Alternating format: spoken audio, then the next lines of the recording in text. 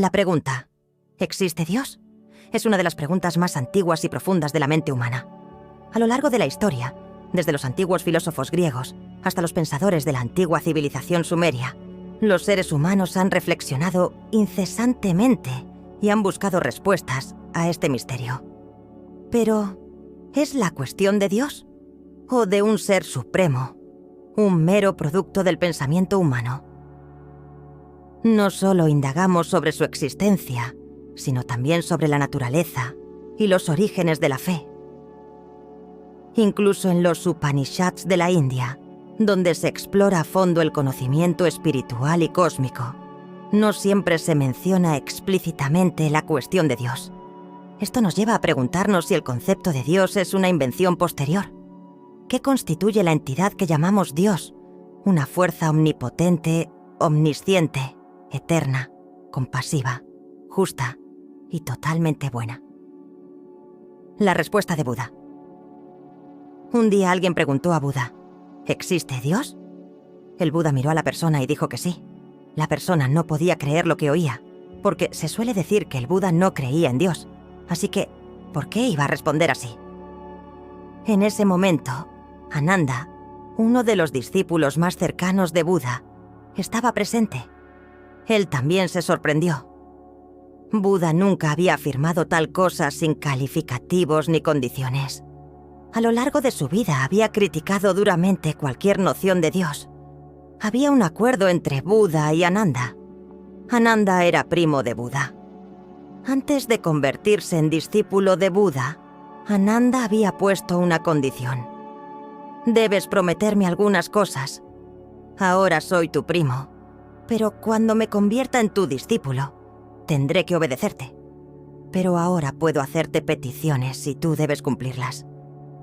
Buda dijo, te conozco bien. No me pedirás nada que yo no pueda hacer. Por favor, habla. Ananda dijo, no es gran cosa, solo unas pequeñas peticiones.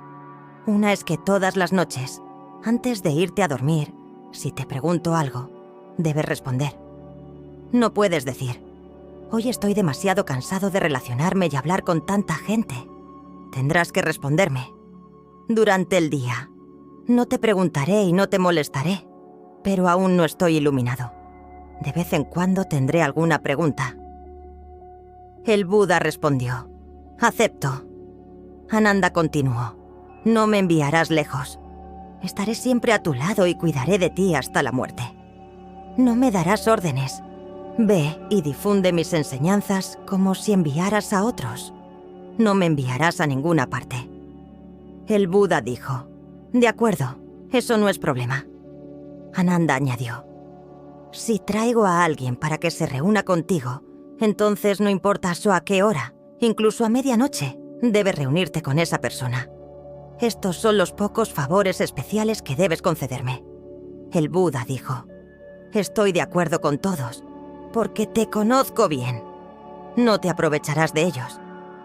Así que cuando Ananda se quedó estupefacto al ver que el Buda afirmaba que Dios existe, pero no pudo preguntar en medio de una multitud aquella tarde, otra persona se acercó y le hizo la misma pregunta al Buda.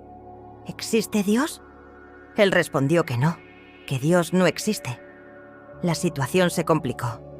Ananda estaba totalmente confuso, pero aguantó.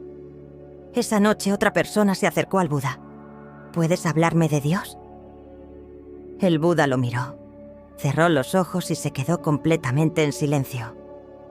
La otra persona también cerró los ojos. Ambos permanecieron en silencio durante media hora antes de marcharse.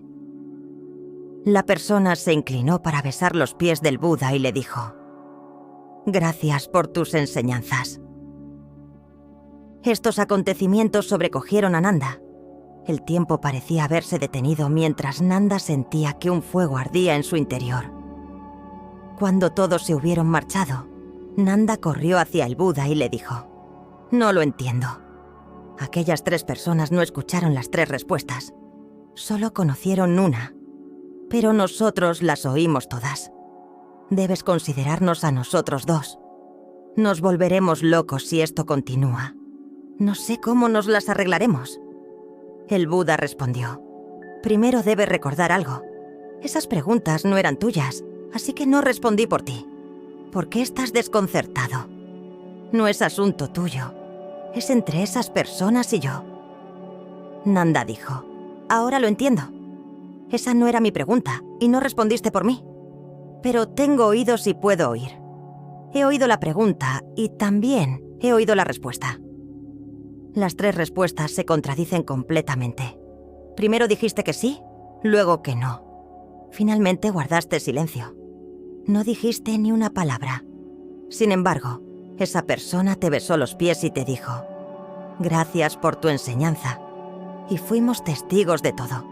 No le dijiste nada a esa persona. El Buda dijo, ves la vida de una manera rígida. Ese es tu problema. Todo es relativo.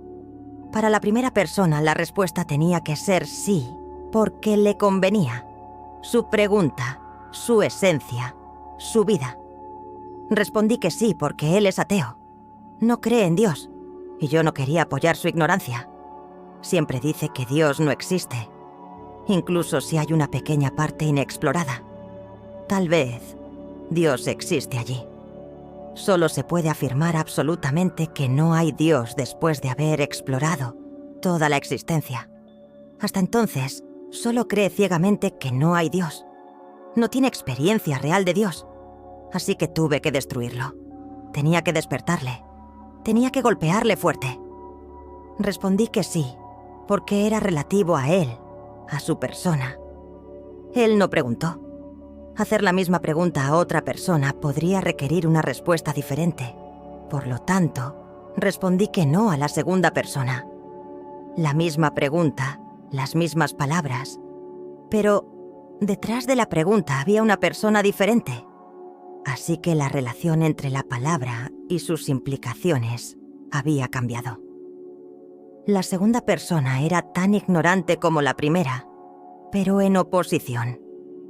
Cree en Dios y quiere que yo apoye su creencia.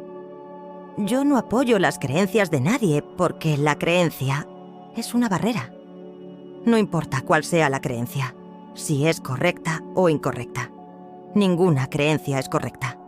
Ninguna creencia es errónea. Todas las creencias son ignorantes. Tuve que decirle que no, hacer la pregunta correcta. La tercera persona no tenía creencias. No preguntó si Dios existe. Se acercó con una mente abierta, libre de prejuicios, ideologías o sesgos. Era sano e inteligente. Preguntó, ¿qué se puede decir de Dios? No vino a buscar apoyo para sus creencias. No vino a buscar fe. Preguntó, no con prejuicios, sino por mi experiencia. ¿Qué puedes decir sobre Dios? Sabía que no tenía creencias. Creyera o no, era inocente. Para alguien así, la pregunta no es muy importante. No podía decir sí, ni podía decir no. Solo el silencio era apropiado. Y tal como lo anticipé, cerró los ojos. Cuando me vio cerrar los míos, entendió mi respuesta. Guarda silencio y mira en tu interior. Meditó conmigo durante media hora, y su respuesta fue que Dios no es una teoría a seguir o a la que oponerse. Por eso me dio las gracias. ¿Y te preguntas por qué me dio las gracias? Recibió la respuesta de que el silencio es sagrado, que el silencio es santo. Más allá del silencio, no hay divinidad. Se fue contento, realizado. Había encontrado su respuesta. Mi papel fue permitirle estar en mi presencia. ¿Y si Dios te ha creado? Si suponemos que Dios nos ha creado, eso implica que somos reflejo de Él. También debemos ser seres omniscientes, generosos, amorosos y eternos. Pero, ¿realmente encarnamos estas nobles cualidades? ¿O nos limitamos a suponer que lo somos? Si Dios es quien te ha creado, debe de ser una entidad extraordinaria, pues ha elegido para ti una vida llena de desafíos. Cuando miramos nuestra propia vida, ¿qué vemos? ¿Es la perfección? ¿Una alegría desbordante? ¿Un deleite sin mancha? ¿O observamos una realidad mundana en la que se mezclan la felicidad y la tristeza y los desafíos son incesantes? Tal vez hayamos inventado la idea de Dios para reflejar nuestros propios deseos miedos y necesidad de seguridad.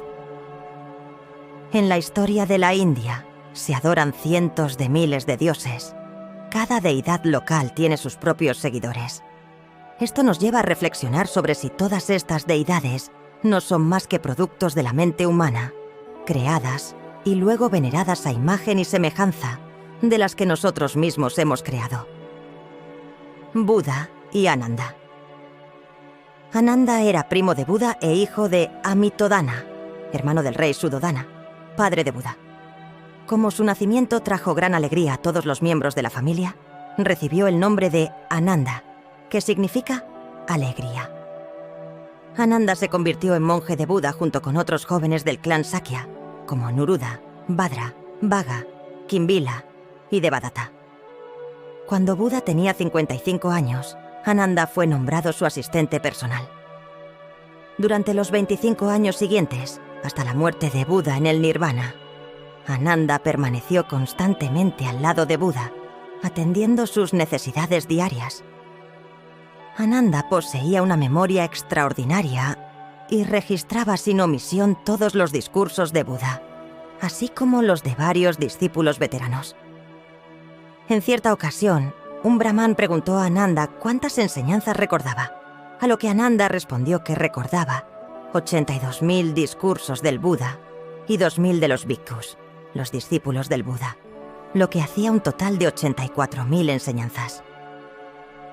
El Buda elogió el amplio aprendizaje de Ananda, su excelente memoria, su constancia, su meticulosa atención y su buena conducta. Ananda no alcanzó el estado de Arhat hasta después del Nirvana de Buda. Esto se debió a que, mientras el Buda vivía, Ananda estaba preocupado por sus deberes como asistente y por memorizar las enseñanzas del Buda. Como un discípulo erudito absorto en una extensa literatura, Ananda entró en el Nirvana a la edad de 120 años, inmóvil en el sueño. Cuando dormía, Buda mantenía una única postura durante toda la noche. Nunca se daba la vuelta. Esta postura para dormir se ha hecho famosa. Muchas estatuas de Buda en Sri Lanka, China, Japón, Vietnam e India han sido esculpidas en esta postura. En Ajanta, India, hay una estatua de Buda reclinado. Esta postura dormida fue descrita por Ananda. Un día, Ananda preguntó: «Siempre me he preguntado si permaneces en esa postura toda la noche, si duermes». Normalmente la gente se da la vuelta mientras duerme, pero cuando duermes o pareces dormir, pareces plenamente consciente. Es como si fueras consciente de cada movimiento de tu cuerpo. «No te das la vuelta inconscientemente», respondió el Buda. En efecto, cuando la mente cesa su inquietud, no hay sueños. Solo el cuerpo duerme. La conciencia está siempre alerta.